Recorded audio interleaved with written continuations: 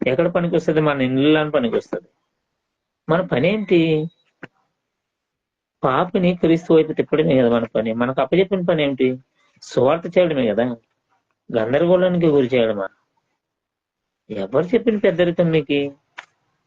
చూడండి ఏమంటున్నాడు. యాకోబు పత్రిక చూడండి, 1వ అధ్యాయం 5వ వచనములు. మీలో ఎవరికైనాను జ్ఞానము కొదువుగా ఉన్న యెడల అతడు దేవుని అడగవలను, అప్పుడు అతనికి అనుగ్రహింపబడును. ఆయన ఎవరిని గద్దెంపక అందరికీ ధారాళముగా దయచేవాడు. ఒకవేళ మీకు ఏదైనా సమస్య వచ్చింది, ఒకవేళ మీకు ఏమన్నా జ్ఞానం కొద్దిగా ఉంటే దేవుని అడగాలి. ఆ దేవుడు నీకు ఏ తక్కువ చేయకుండా అనుగ్రహిస్తాడు. నీవు చదివిన చదువుని బట్టి నీ జ్ఞానం గొప్పదనుకుంటే ఎలా చెప్పండి? జాగ్రత్త. ప్రతి మనిషి కూడా దేవునికి మాత్రమే భయపడాలి, దేవునికి మాత్రమే లోబడాలి.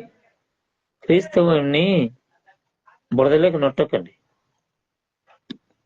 క్రీస్తువాన్ని బురదలోకి తోసేసి, బురదలో పారేసి, క్రైస్తవులందరినీ గందరగోళానికి గురి చేసి, ఎవడు చెప్పిన పెద్దరికం మీకు?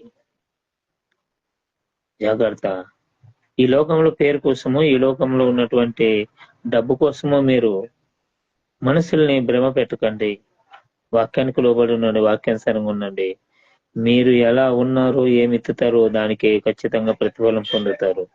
మీరు ఎలా ఉన్నారో సరే ఆలోచన చేసుకుని వాక్యాన్ని చక్కగా చదువుకోండి. పేపర్ కాదు, మీ ఇష్టం వచ్చినట్లు చదవండి. 10 మాటలు దేవుడు మనలో ఫలింపు చేసి ఆశీర్వదించారు. ఆమేన్.